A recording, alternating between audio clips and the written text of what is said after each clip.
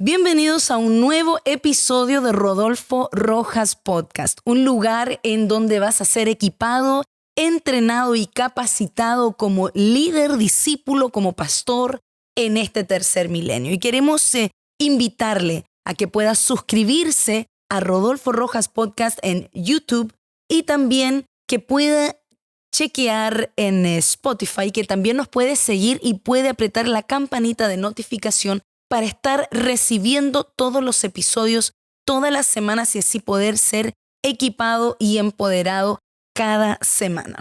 Queremos también que sepa que queremos interactuar con ustedes, así que no dude en escribirnos en los comentarios y también al correo electrónico info@rodolforojas.org para poder estar respondiendo a cualquier pregunta que se le vaya despertando a medida que vamos pasando estos podcasts que son muy edificadores y pueden surgir preguntas que quizá usted esté lidiando con situaciones y queremos poder ser de gran bendición y de ayuda para el cuerpo de Cristo. Así que no duden en contactarse con nosotros. Así que aquí con ustedes tenemos a Rodolfo Rojas. ¿Cómo está?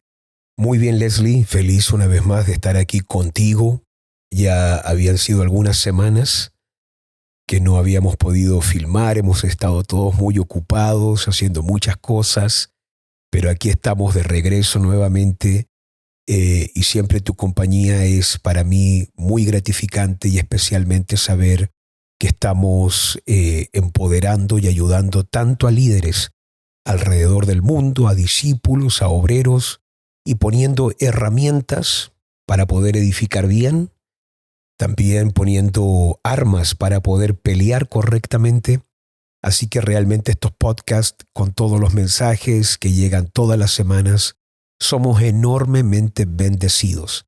Así que a toda la comunidad que nos sigue por YouTube, por Spotify, como tú lo estabas diciendo, que por favor sigan interactuando con nosotros porque eso nos llena de profunda felicidad.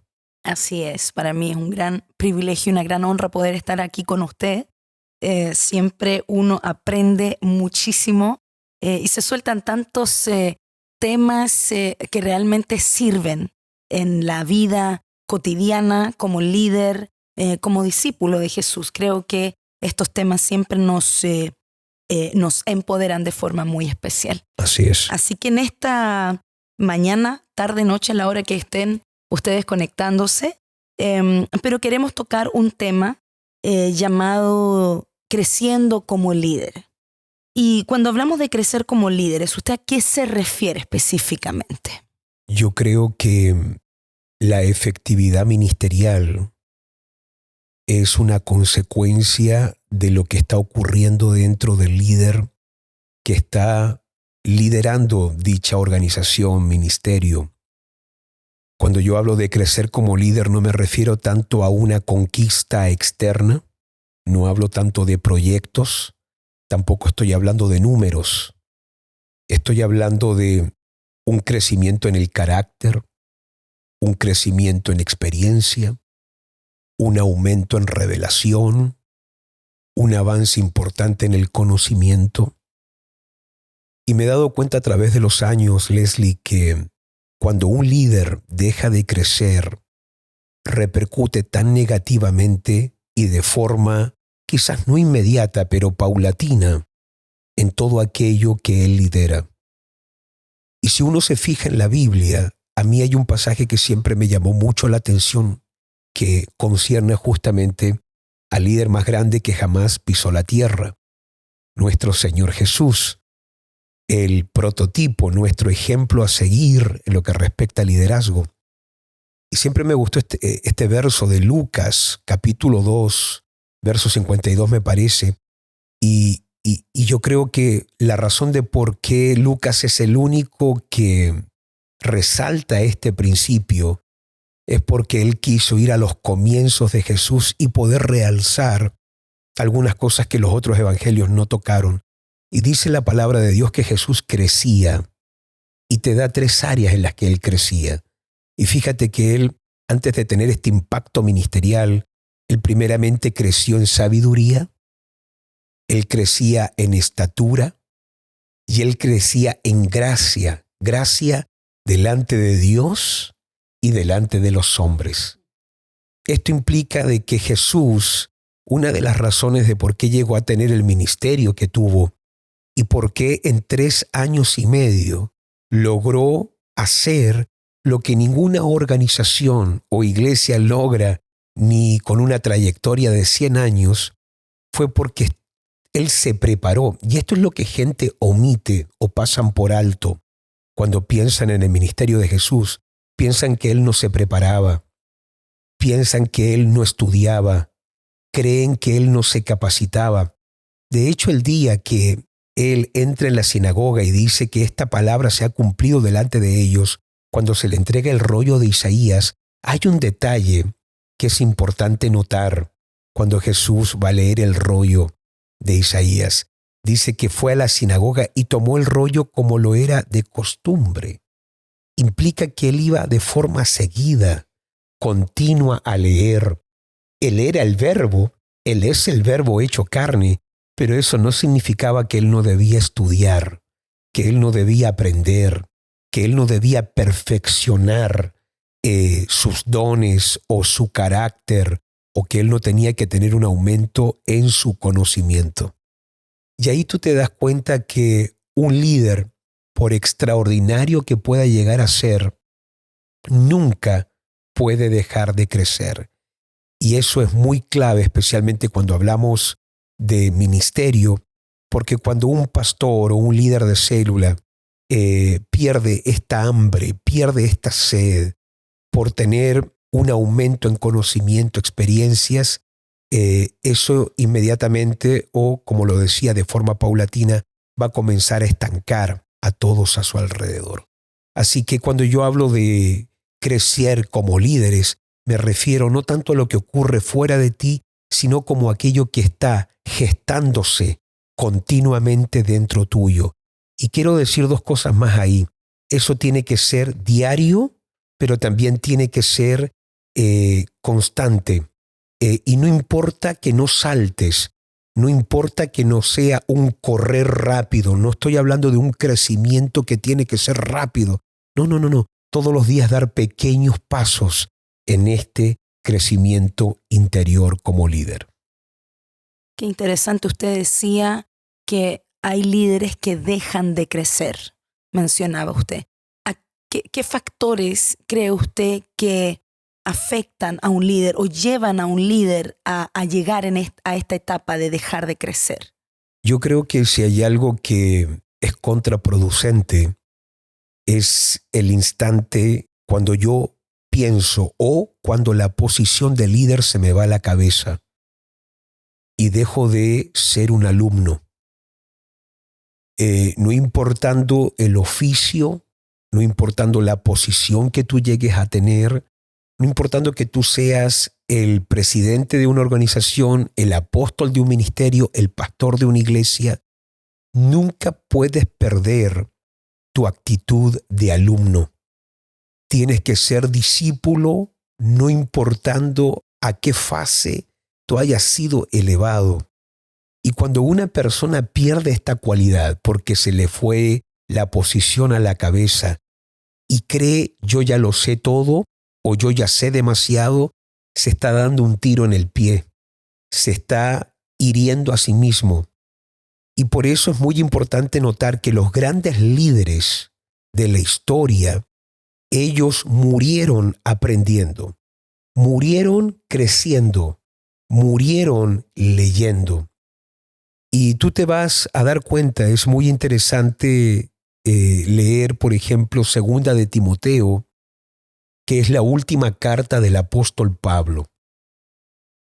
Es el canto del cisne del apóstol Pablo. Él ya va a redactar sus últimas palabras después de una trayectoria ministerial sin igual. Tenemos este famoso pasaje donde dice: he acabado la carrera, he peleado la buena batalla, he guardado la fe. Y en el capítulo 4, él cuando ya está escribiendo su último capítulo, él está animando, él que está en la cárcel, está animando a su hijo espiritual o a su discípulo que está en libertad. Debería haber sido al revés. Pero eso es lo que ocurre en un líder que crece. A veces el líder que crece tiene mayores y mejores perspectivas que el que está en libertad. Y aunque el apóstol Pablo estaba en la cárcel, estaba en un lugar que era putrefacto, los olores, no había ningún tipo de comodidad. Él manejaba una perspectiva muy superior a la de su discípulo Timoteo. Pero a mí siempre me llamó mucho la atención qué pide un hombre antes de morir. Y tú te das cuenta cuando él le dice y le escribe a Timoteo las cosas que quiere que le traiga. Pablo dice, ya pronto estoy por ser sacrificado, me van a cortar la cabeza en cualquier momento, pero tengo esta petición, Timoteo. Cuando me vengas a ver, quiero que me traigas los libros y quiero que me traigas los pergaminos. Los libros para seguir leyendo y los pergaminos para seguir escribiendo. El apóstol Pablo no pide un plato de comida.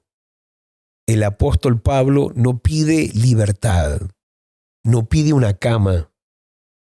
Una de sus últimas peticiones a su discípulo que lo tiene que venir a visitar es: tráeme libros y tráeme pergaminos. Eso a mí me impacta extraordinariamente, porque ahí tienes el ejemplo de un líder que, no importando lo usado que ha sido por Dios, no importando cuántas iglesias él ha inaugurado en el mundo, no importando las experiencias, porque sabemos que él visitó el tercer cielo, oyó cosas, vio cosas que muchos de nosotros nunca hemos visto u oído, pero él nunca deja de crecer.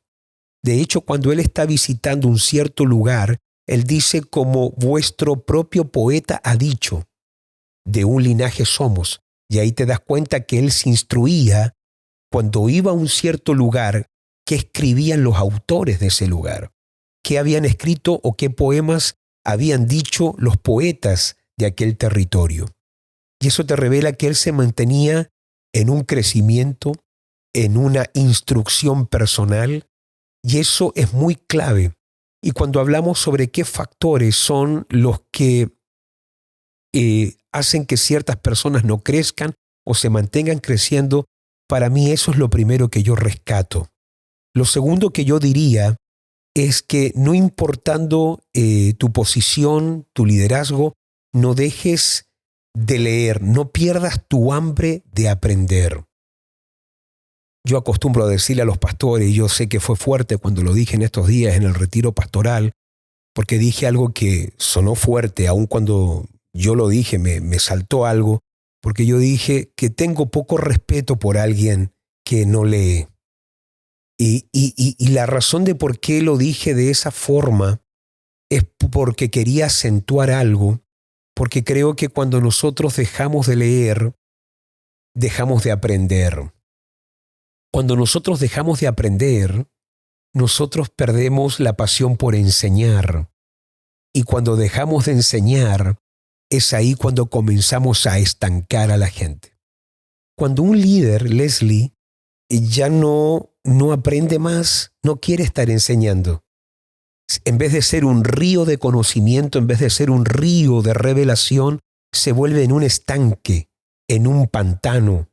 Se comienza a estancar él y, como consecuencia, comienza a estancar a todos alrededor de él. Pero fíjate lo que pasa en un líder que sí está leyendo, está creciendo. Como está creciendo y está aprendiendo cosas nuevas, tiene una expectativa de poder enseñar. Quiere enseñar porque sabe algo nuevo.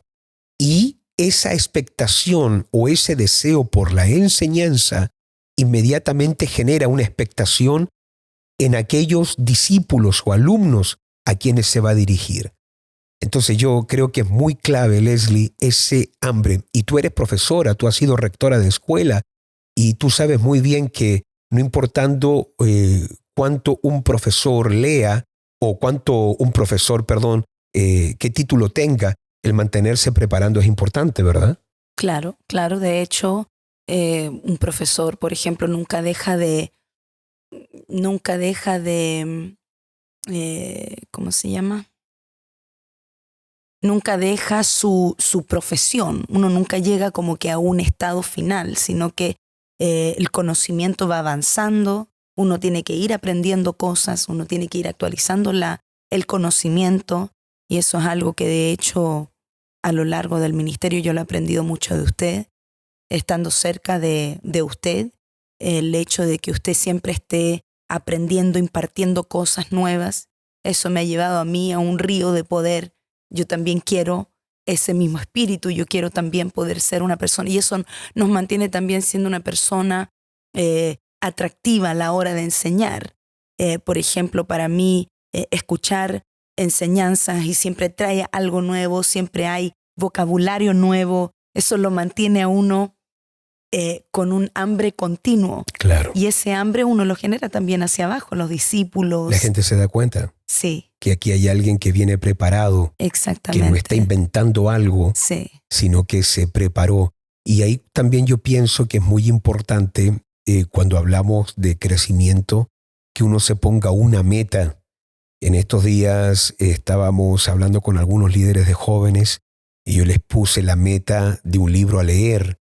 Y algunos lo leyeron, otros lo oyeron en audiolibro, pero inmediatamente escucharlos a ellos, cómo un libro les destapó tantas cosas, como un libro por haberse puesto la meta, y a lo mejor yo les puse la meta, pero ellos, claro, se tuvieron que empujar a leer un cierto libro.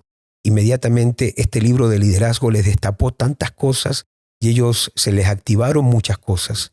Entonces uno se tiene que poner una meta. Uno, si no determina, este mes yo quiero leer este libro, o este mes yo quiero escribir tal cosa, o yo me propongo que esta semana yo voy a aprender este tema. Si uno no se pone esas metas, uno comienza a dejar pasar un día, pasa una semana, pasa un mes, y uno se engaña, Leslie, pensando que no tiene tiempo. Porque el tiempo nunca lo vas a tener. El tiempo uno determina qué le va a meter a cada hora. Creo que es un engaño de un líder decir no tengo tiempo, porque todos tenemos 24 horas. Como tú administres tu tiempo, qué es lo que tú metes en cada hora, eso determina mucho de cómo uno como líder se va desarrollando. Y también creo que hay otra clave muy importante si uno va a crecer como líder, y es las relaciones y las asociaciones. Es muy difícil que tú te mantengas en un crecimiento asociándote con gente estancada. Es muy difícil mantenerse creciendo porque tus relaciones van a determinar mucho de tus comportamientos. Se cree que uno es muy semejante a las 5 personas con las que más se relaciona. Ahora, lleva esto a tu contexto personal.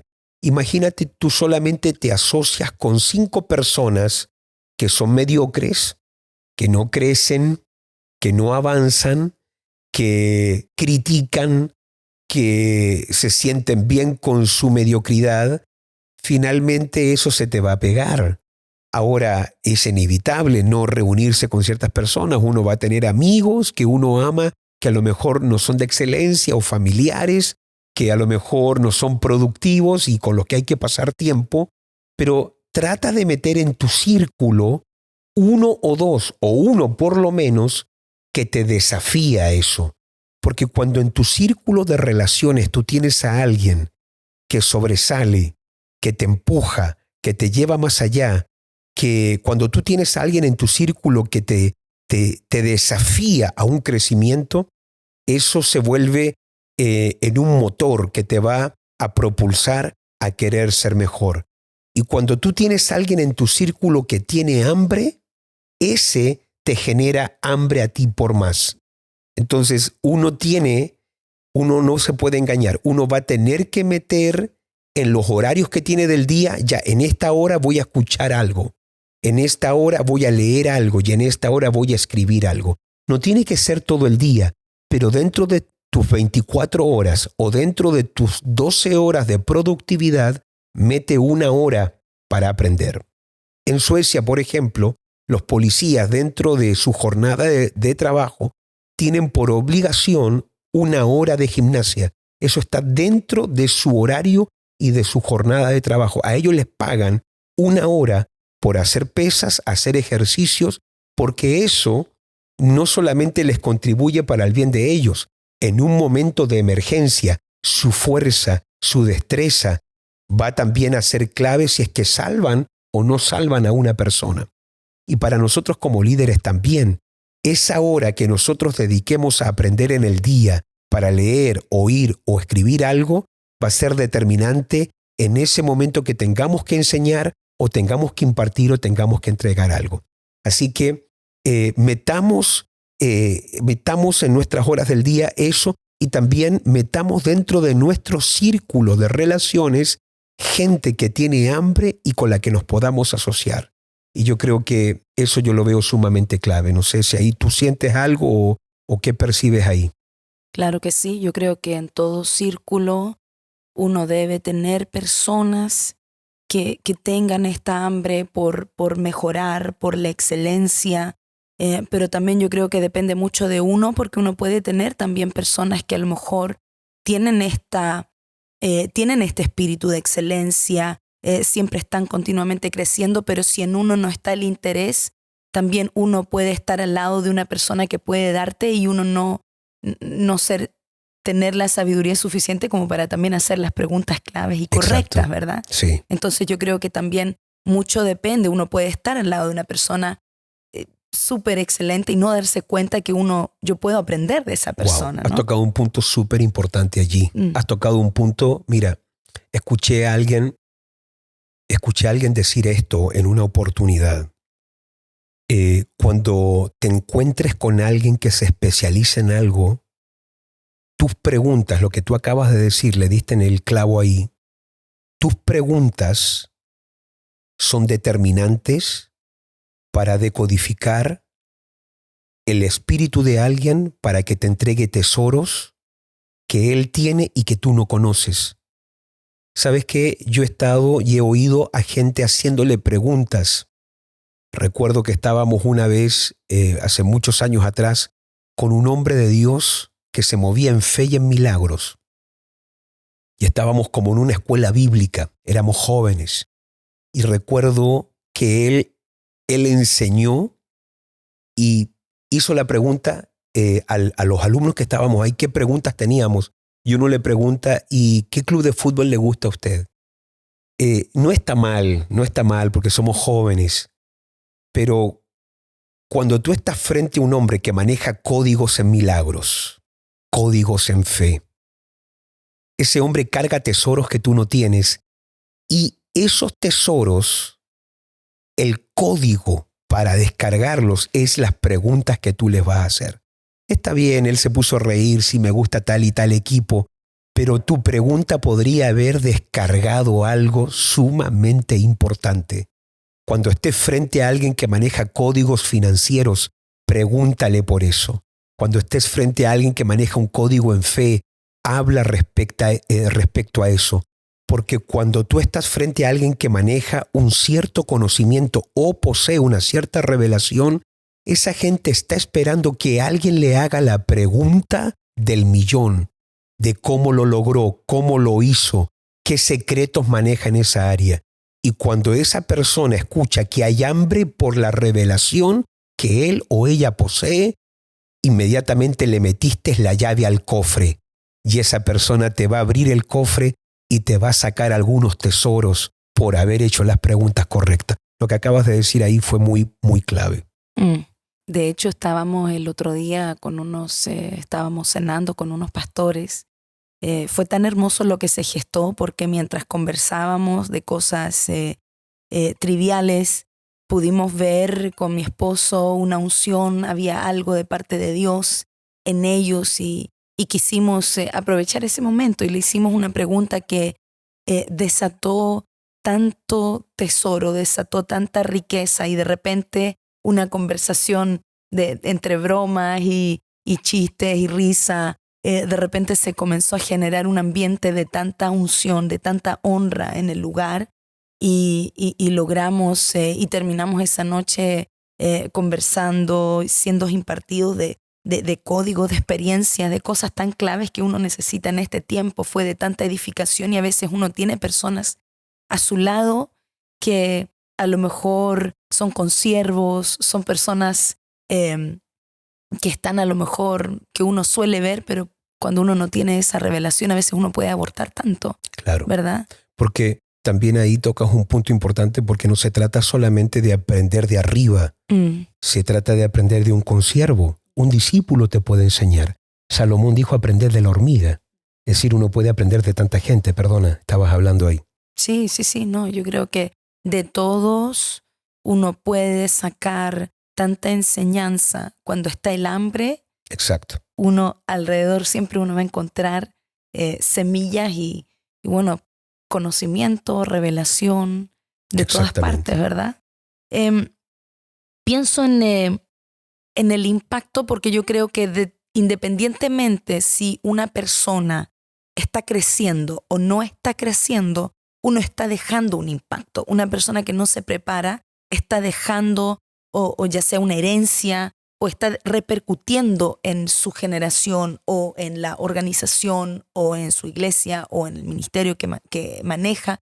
¿Cómo cree usted que una persona, por ejemplo, que no está creciendo impacta o repercute, mejor dicho, en su generación? Sí, yo pienso que no crecer va a tener repercusiones negativas.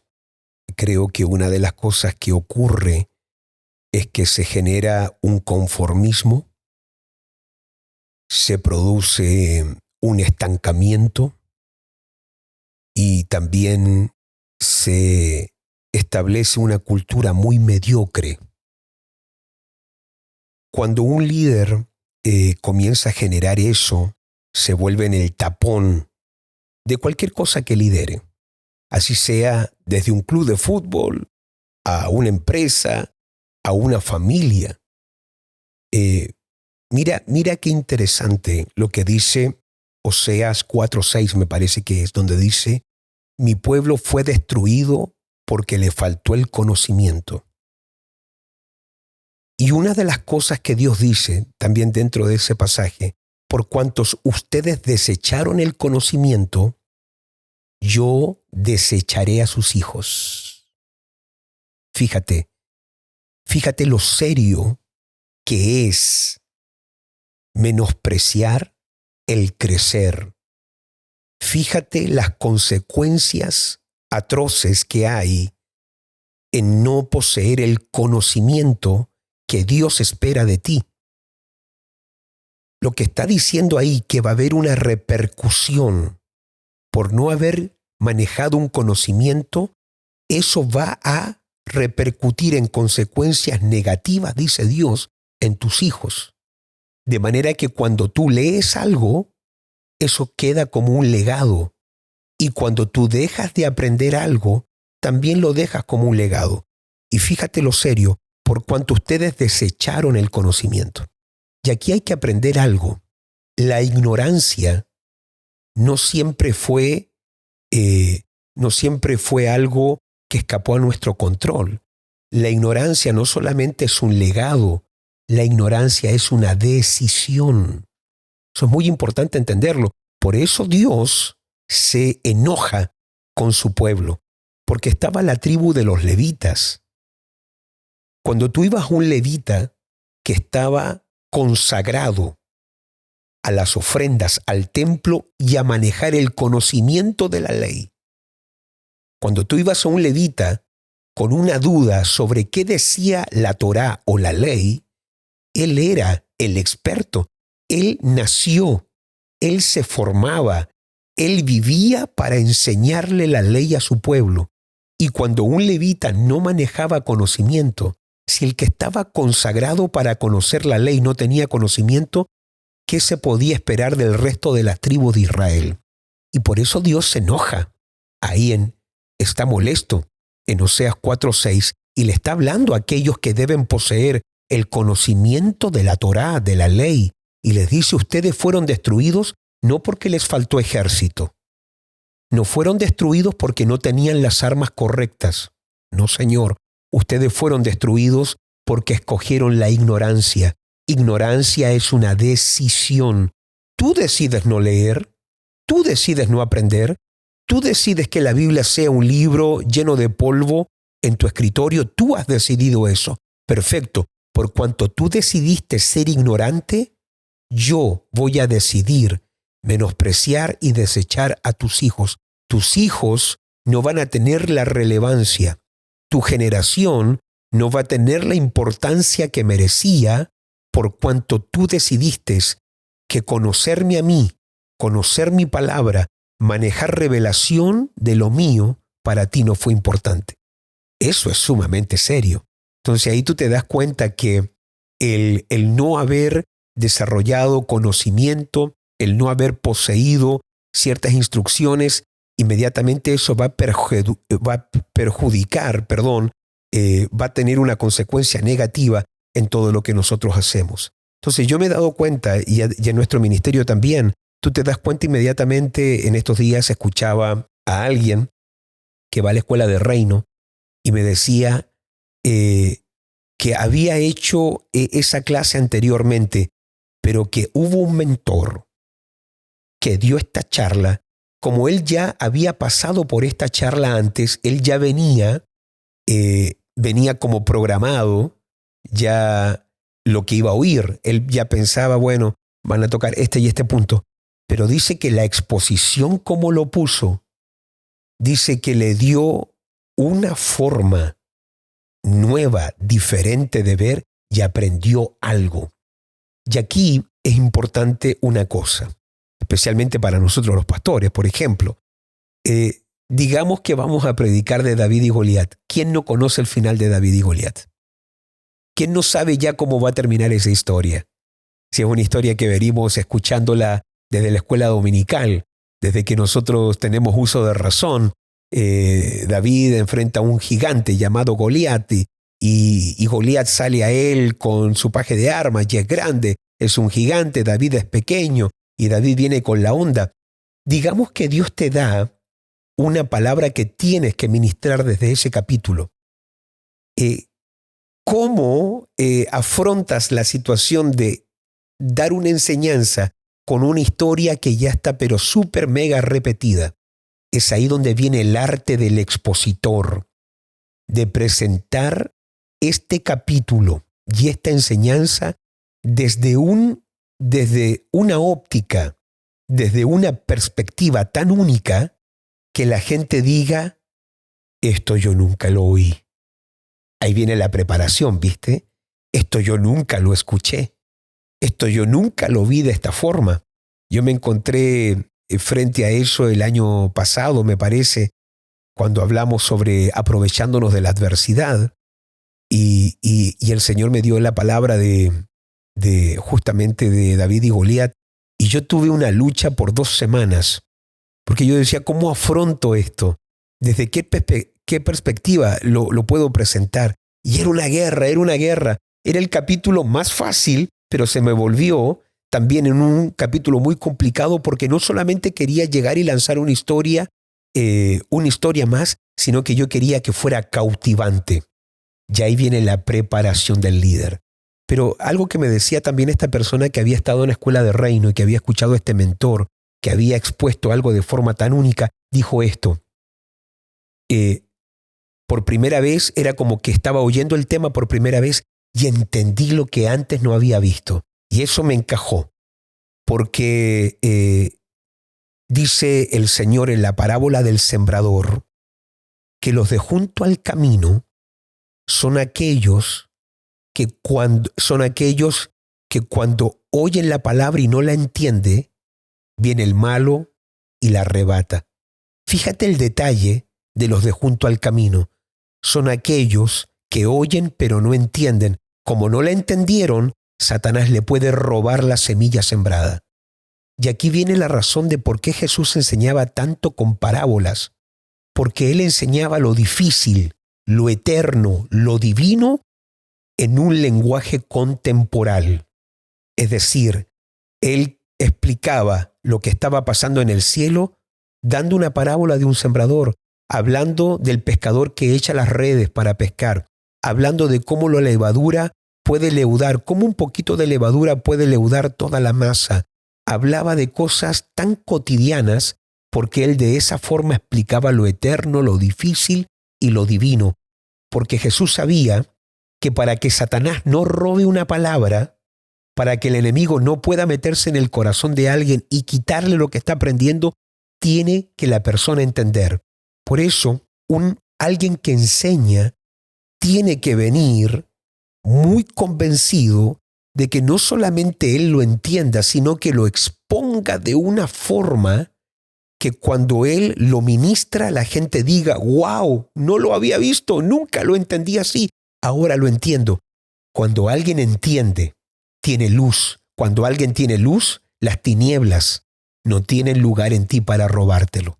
Y por eso yo desafío a todo líder que vaya creciendo en diferentes áreas, conocimiento, revelación. Creo que la revelación va a venir por la lectura de la palabra, pero también obviamente pasando tiempo con Dios, pero el conocimiento es algo que viene por una decisión tuya de estar continuamente mejorando, estar continuamente aprendiendo, y yo te desafío y a todo líder que nos mira a que nunca dejen de crecer.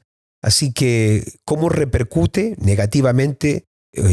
Obvio, va a ser que la gente se estanca, pero también si tú logras enseñar y ministrar de forma adecuada, la gente va a tener luz, claridad y entendimiento y la gente va a ir creciendo de una forma muy única. Así que tenemos que llevar esto a nuestros líderes. Yo desafío a nuestros mentores que nos están mirando, mentores de Escuela de Reino, los pastores que nos están mirando, que no se queden. Nunca es una mala inversión viajar a una conferencia para aprender. Nunca es una mala inversión a lo mejor invertir en un libro. Recuerdo una vez que el pastor Héctor y la pastora Anne yo estaba en mis comienzos y había venido un orador que era muy importante y él tenía un curso que en esos años valía 800 euros, 8,000 coronas o $800. Pero te estoy hablando hace muchos años atrás, 15 años atrás, donde $800, si hoy es mucho dinero, en ese tiempo era el doble de dinero. Y yo recuerdo que yo quería ir a ese curso y yo pensé, hubiera tenido el dinero, yo lo pago, pero no lo tenía. Y recuerdo que ellos me dijeron, usted debería ir a ese curso, usted le gusta estar aprendiendo. Ellos eran empresarios en ese momento, hoy son pastores, pero eran empresarios en ese momento. Y aunque era muchísimo, muchísimo dinero, ellos me dijeron, usted debería ir, usted merece estar allí. Y ellos tomaron de sus finanzas y me pagan ese curso. Yo recuerdo, nunca tú estás gastando o perdiendo dinero por cuando aprendes más. Porque aprender es afilar tu espada. En estos días, Leslie, yo escuchaba una historia. Escuchaba de 2 hombres que iban a contratar a uno de ellos, lo iban a contratar, pero para contratar a estas personas en esta empresa donde trabajaban en bosques derribando árboles, iban a contratar al mejor, el que más árbol lograra derribar en 8 horas. El que fuera más productivo, a ese le iban a dar el trabajo. Así que comenzaron. Uno empezó a derribar y el otro también trabajaba muy arduamente, pero después de 1 hora se sentaba 15 minutos. Pero el otro seguía. El otro no tomó pausas en 8 horas. Y el otro trabajaba nuevamente 1 hora y se sentaba 15 minutos. El otro seguía y así ocurrió durante el día. El que estuvo trabajando las 8 horas, donde veía que el otro se apartaba para hacer algo, él decía, no está trabajando, yo voy a tener más productividad. Finalmente, termina la jornada de 8 horas y el que trabajó 1 hora y se apartaba 15 minutos, tuvo más y mejor resultado que aquel que trabajó todo el día sin tomar una pausa. Y ahí él quedó consternado, ¿pero cómo? ¿Pero cómo fue esto? Si yo te veía, te ibas por 15, 20 minutos. ¿cómo tú derribaste más árboles que yo? Y ahí él le dice, es que yo me apartaba 15 minutos para afilar el hacha. Porque si el hacha está afilada, voy a tener más productividad. ¿Sabes cuántos líderes, Leslie, creen que el apartarse 1 hora para estudiar, 1 hora para aprender, 1 hora para oír? Tú no tienes idea cuántos líderes no hacen eso porque piensan que están perdiendo el tiempo. No, señor. Cada libro que lees, cada cosa que escribes, cada prédica que oyes, afila tu hacha y te hace más productivo a la hora que tienes que ejecutar una tarea. Por eso dice el hombre más sabio, mejor es la sabiduría que la fuerza. Mejor es ser sabio que ser fuerte, porque el fuerte puede tener mucha fuerza, pero por no tener sabiduría y conocimiento la emplea mal, golpea donde no tiene que golpear, hace lo que no tiene que hacer. Pero cuando tú eres sabio, a lo mejor no vas a dar 10 golpes fuertes, vas a dar 5, pero los 5 va a ser certero. El que tiene fuerza y no tiene sabiduría, da 20 para derribar un árbol, pero el que es sabio, con solo 5 lo derriba porque él sabe dónde hay que golpear, dónde hay que tocar. Y esa es la gran diferencia, fíjate, entre alguien que está creciendo continuamente, en alguien que está teniendo la experiencia de un desarrollo continuo, tiene un mayor impacto ministerial, organizacional, familiar, y eso inmediatamente repercute en que a la hora de ejecutar, tú obviamente te vuelves más productivo que el resto de la gente. Wow, poderoso. Muchas gracias por cada consejo, por cada enseñanza. Sinceramente me puse a pensar en todos los hermanos que van a salir de vacaciones. Estamos en julio y acá en Suecia es verano. Hay muchas personas que salen de vacaciones y creo que es un buen momento para la lectura. Creo que hay más tiempo que nunca para poder leer. De hecho, son los tiempos en donde yo más leo, donde aumento, me pongo mis metas de lectura. Porque claro, uno está en la playa y muchas veces las personas que no tienen de repente la